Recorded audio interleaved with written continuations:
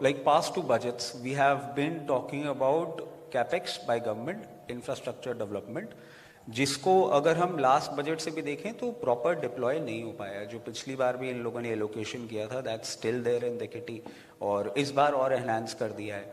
एक चीज़ जो आपने बोली कंजम्पशन वाली, वो हमारे लिए बहुत इंपॉर्टेंट है. And I believe 2024 if this government again comes in power, इनको अब कंजम्पशन पे फोकस करना पड़ेगा. और हमारे जितनी भी कंजम्पशन कंपनीज हैं उनकी अगर आप ग्रोथ देखेंगे, we are not in a position to even breach 4 to 5% of growth, and 100 crore plus population if not consuming, the economy just cannot grow by only creating infrastructure and making people run on those roads.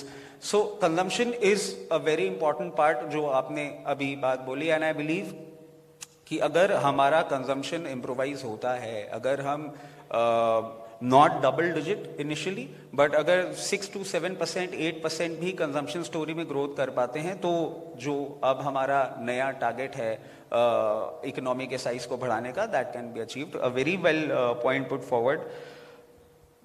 Gandharva ji, shares पूछ लिए, आगे क्या है? Like how do you see as a person watching you, as a prospect investor, किस तरीके से wealth create करनी चाहिए, किस तरीके से इन्वेस्टमेंट करना चाहिए, उसके बारे में आपका क्या कहना है? कि अगर स्टॉक मार्केट को मैं अब अप्रोच कर रहा हूं, is it the right time, and what should be my strategy?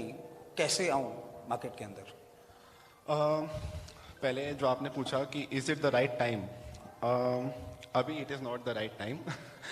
To be honest, Nifty is trading somewhere around 22 price to book value. अगर आप स्मॉल कैप इंडेक्स की बात करें, it is trading around 29 price to book, and mid cap is trading around 27 price to book. So these are comparatively higher figures, and यहाँ पे entry लेके there are chances to get trap. So and अगर आप निफ्टी का technical structure भी देखेंगे, so Nifty में there is this island reversal pattern on the top. Last ये पैटर्न बना था 2022 में, and we had a 22% fall, and before that it was formed in 1992 Harshad Mehta के टाइम पे, and we had a 40% fall. So this is a very scary pattern, the island reversal pattern. I believe जब तक Nifty 22,100 cross करके sustain नहीं होता है on a weekly time frame, long positions पे मैं इतना एग्रेसिव नहीं जाऊंगा. And talking about the strategy, I prefer to go forward with a core and a satellite portfolio. Core stocks, 15 stocks, well diversified, capturing major growth sectors. 15 stocks मैं choose करता हूँ. I will tell them as and when we move forward, and then I start picking up satellites.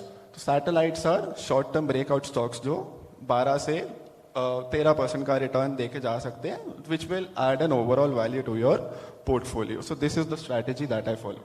चलिए Gandharv, thank you, and I believe it was a pleasure talking to all the three gentlemen, and I think we have to call it off. So thank you. Thank you.